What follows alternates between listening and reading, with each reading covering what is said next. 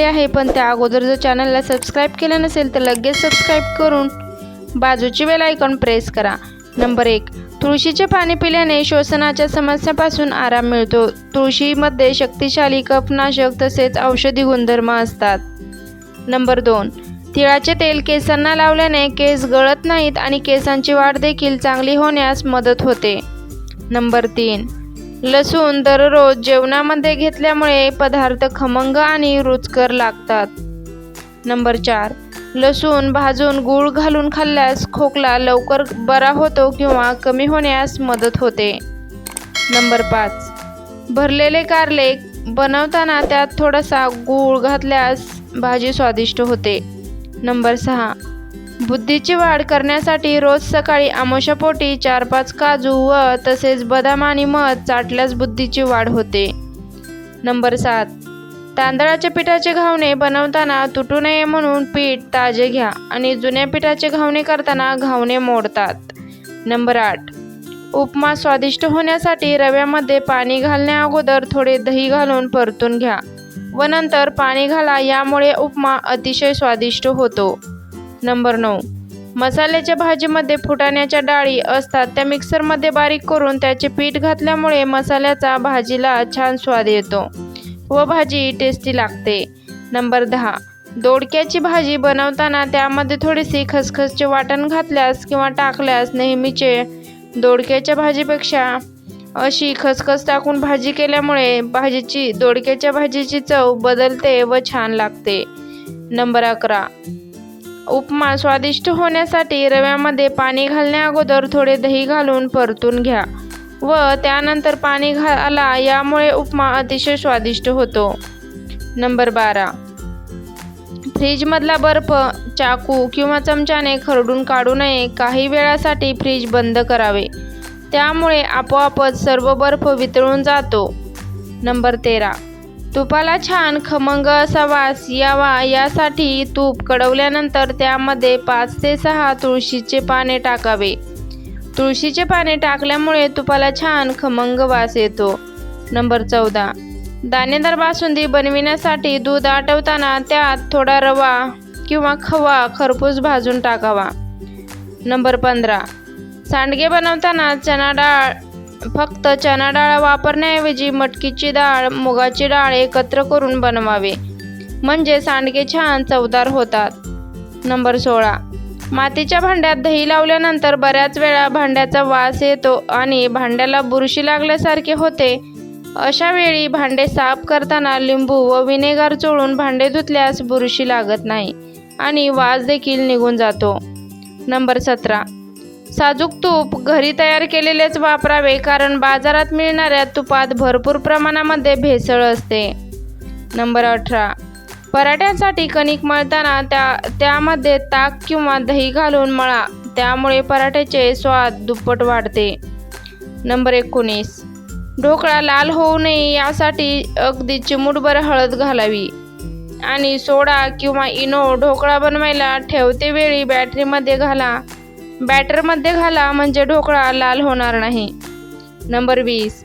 वेलची जास्त दिवस टिकवून ठेवायची असेल तर वेलची मिक्सरमध्ये बारीक करून पावडर बनवून काचेच्या हवाबंद भरणीमध्ये ठेवा किंवा हवाबंद भरणे भरून ठेवल्यामुळे वेलची अजिबात खराब होत नाही व जास्त दिवस टिकून राहते. नंबर 21. शेंगदाणे 5 मिनिट पाण्यामध्ये भिजवून थोडेसे वाळवून भाजले असता छान खरपूस भाजले जातात आणि साल देखील सहज निघते. नंबर 22. उपमा किंवा शिरा करताना रवा तेलावर किंवा तुपावर खमंग गुलाबी रंगाचा भाजावा. रवा कमी भाजला गेल्यास उपमा किंवा शिरा चिकट होतो व चवीलाही चांगला लागत नाही आणि लहान मुले देखील आवडीने खात नाहीत. उपमा शिरा करायला कढई किंवा पातेले जाडबुडाची घ्यावी किंवा निवडावे. नंबर 23. काही भाज्या चिरल्यानंतर हाताला किंवा नखांमध्ये काळे डाग पडतात व ते लवकर जात नाहीत, म्हणून भाजी चिरण्यापूर्वी हाताला व्हिनेगर किंवा लिंबू चोळावे. काम झाल्यावर कोमट पाण्याने हात स्वच्छ धुवून टाकावे. नंबर 24. कोणतेही वरण करताना डाळ शिजवत असताना त्यामध्ये 1 टोमॅटो बारीक करून टाका, यामुळे वरण छान चवदार बनते. नंबर 25. आंबाडीची भाजी करताना आंबाडीची भाजी थोडीशी परतून घ्यावी व त्यात एक कांदा चिरून टाकावा. फोडणीसाठी थोडासा लसूण वापरावा, म्हणजे आंबाडीची भाजी टेस्टी होते व तसेच तिखट देखील जास्त प्रमाणात घाला, यामुळे आंबाडीच्या भाजीला छान चव येते. नंबर 26. मोड आलेल्या कडधान्यांना खूप लवकर वास येत होतं, तर मीठ लावून गरम पाण्याने धुतल्यास वास निघून जातो. नंबर 27. लहान मुलं पालक, कोबी, फ्लावर खात नसेल तर त्यांना बेसन पीठ आणि तांदळाचे पीठ घालून छान खमंग भजी बनवून द्यावे किंवा बेसन पोळी अशी कुरकुरीत भजी मुले अगदी आवडीने खातात. नंबर 28. घरामध्ये पिकलेली केळी असेल तर ती फेकून न देता बारीक स्मॅश करून केसांना लावावे, यामुळे केस सिल्की आणि शायनी होतात. नंबर 29. उन्हाळ्याच्या दिवसात घरामध्ये खूप मुंग्या होतात किंवा होत्या, त्या ज्या ठिकाणी होतात मुंग्या आहेत त्या ठिकाणी थोडेसे विनेगर टाकावे. विनेगरच्या वासाने मुंग्या निघून जातात आणि येत देखील नाहीत. नंबर 30. काही वेळेस पाण्याचा अंदाज न आल्याने भातात पाणी जास्त टाकले जाते. अशा वेळेस भात शिजवून झाल्यावर देखील पाणी राहिले असेल तर कुकरचे झाकण काढून थोडा वेळ मंद गॅसवर कुकर ठेवावा, यामुळे जास्तीचे पाणी सुटते आणि भातसुद्धा एकदम मोकळा सुळसुळीत होतो. नंबर 31. फ्रीजमध्ये जास्त दिवस तुपासाठी साई साठवून ठेवू नये, नाहीतर त्याला कडूपणा येतो आणि वास देखील येतो. नंबर 32.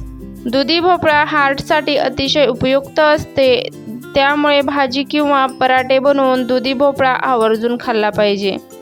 नंबर 33. मुलांची बुद्धीत वाढ व्हावी असे वाटत असेल तर त्यांना फक्त गाईचे तूप व दूध खाण्यास द्यावे.